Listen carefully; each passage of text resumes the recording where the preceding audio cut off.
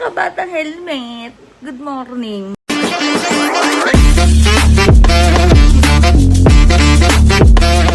Bongga talaga ang ating ibabalita ngayon. Nagkita si Mayor Leni Robredo at si Senator Risa Hontiveros. So may ganap naman talaga si Sen Risa.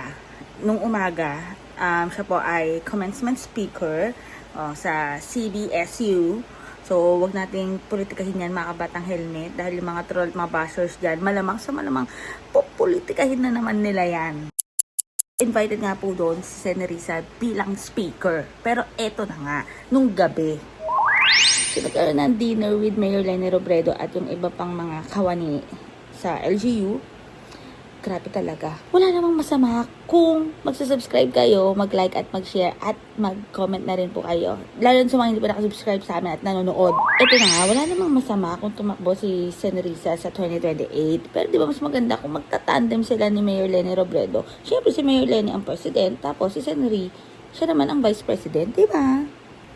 Dahil pareho naman sila na sinusulong ay good governance, transparency, and accountability. Pero bakit kasi iba dyan pinag-aaway sila?